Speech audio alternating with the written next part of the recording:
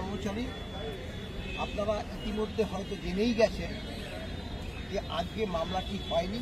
মাননীয় কপিল সিব্বল মহাশয় অন্য একটি এজলাসে ব্যস্ত থাকার কারণেই মামলাটি আগামী 26শে অগাস্ট সকাল থেকে তার পূর্ণাঙ্গ শুনানি হবে। এই বিষয়ে আমাদের যে মাননীয় আইনজীবী নির্দেশাধীন যে দু চারটি কথা আপনাদেরকে শোনাবো।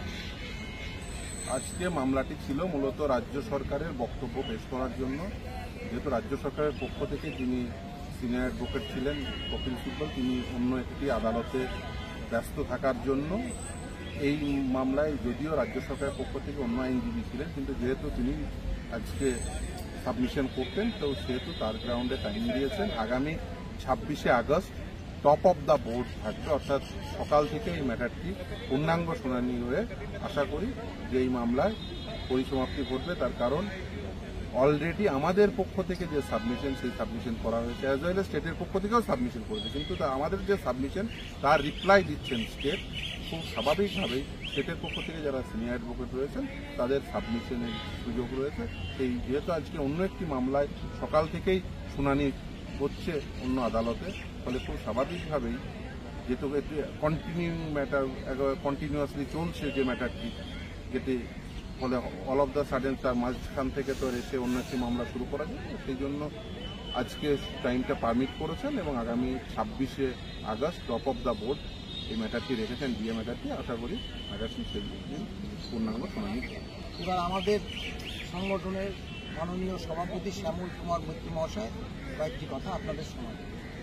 প্রিয় কর্মচারী, অবসরপ্রাপ্ত এবং কর্মরত কর্মচারী বন্ধুরা, গত 28শে নভেম্বর 2022 মহামান্য সুপ্রিম কোর্টে confederation of state government employees and others versus state of West Bengal and others অর্থাৎ ডিএ মামলা প্রথম শুনানির জন্য ওঠে। তারপর থেকে দীর্ঘদিন ধরে আমরা শুধু তারিখ পেয়ে এসেছি এবং শুনানি হয়নি। এবং একটা সময়ে মামলা শুরুর আগেই সমাজ মাধ্যমে লেখা হতে থাকতো যে তারিখ পে তারিখ। জাস্টিস করলের বেঞ্চে মামলাটা আসার পরে আমরা খুব সদর্থক একটা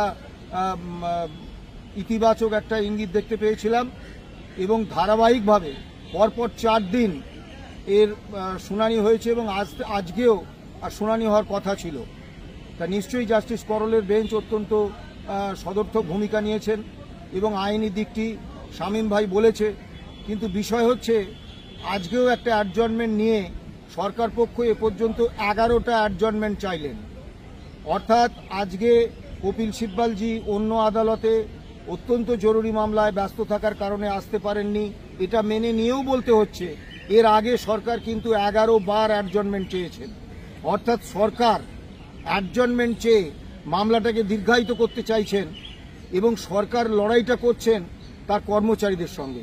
এটাই সবথেকে দুর্ভাগ্যজনক। আগামী 26 তারিখ সারা দিন শুনানি হবে। আমরা আশা রাখতেই পারি যে আগামী 26 তারিখে সরকার পক্ষে সাবমিশন শেষ হবে এবং এই মামলার শুনানি শেষ হবে। ভালো থাকবেন, সুস্থ থাকবেন।